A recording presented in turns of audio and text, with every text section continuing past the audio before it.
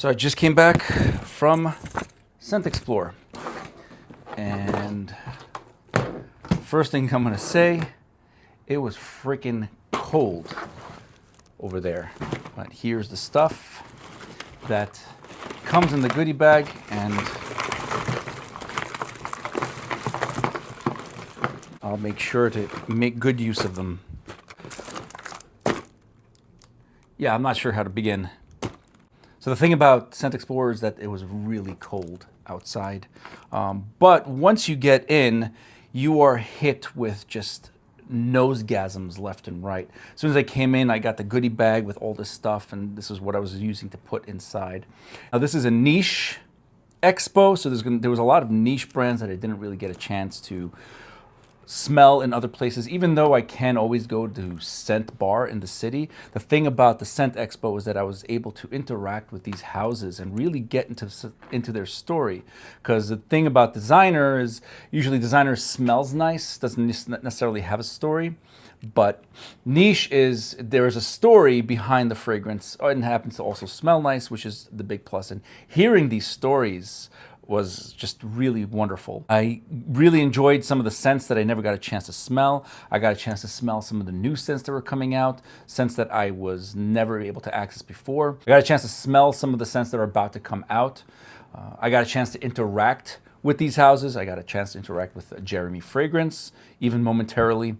In addition to smelling fragrances, it was also a chance to learn something about the fragrance industry. It was really interesting to listen to perfumers talk about their thoughts on counterfeit fragrances and dupes. By the way, perfumers aren't intimidated by dupes. They are actually welcoming of it. According to what I heard at the expo, they see it as an opportunity for them to make better niche fragrances so that these schmoop houses have a harder time copying their fragrances. But schmoop house can copy their fragrance and they did something wrong, because if it was that easy, then it wasn't that good. I disagree. It opens up the industry for those who just want to smell nice. But the Scent Expo was really about niche brands.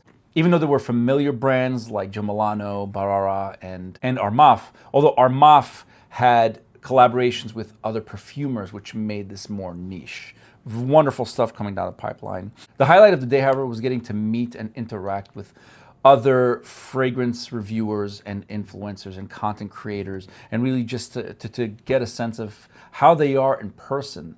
Wonderful people, great community to be a part of, and I learned a lot from a couple of them that really opened up my mind to how to approach fragrances. Now, this channel isn't just about fragrances and fragrance reviews, but when I am going to be talking about fragrances, I do want to be able to give the full unraveling in the best way that could be suitable and valuable to you, whoever's viewing this. They closed Scent Expo with a panel of fragrance reviewers and influencers to talk about just their take on the industry and fragrances as a whole.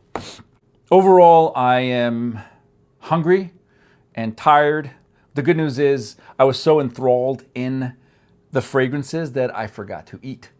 So I'm gonna go order some takeout. Hopefully day 2 will be better now that I know how to get around and know where everything is, kind of.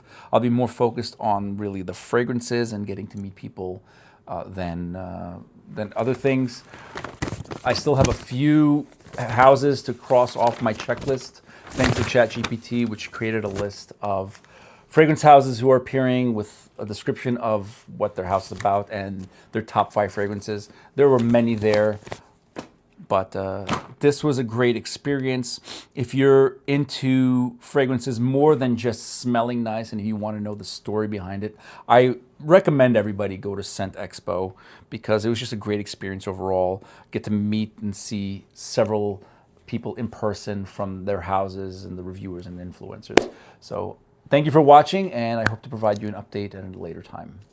I also wanted to share with you the haul that came out of the bag. You understand, for fragrance enthusiasts, this is like Halloween. Like, this is, look at all the treats that we got. This is actually, this is from the House of Dastan. They gave a box of chocolates. It's cute. It's gonna be a nice dessert. I got some some of the samples from Roll It. House of Cosmo, by the way, keep an eye out for them. They just opened today.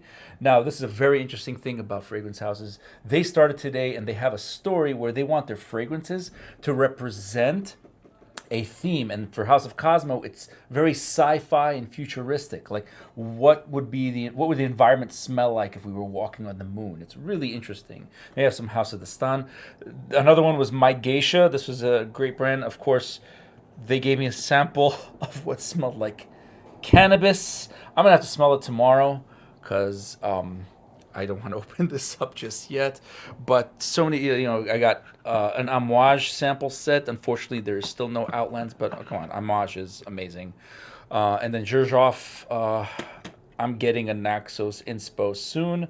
And this is going to be very helpful for the comparison. But just to share with you that this is, hopefully, I'm going to get through this. Maybe I'll share with everybody as I'm going through it. So thank you for watching.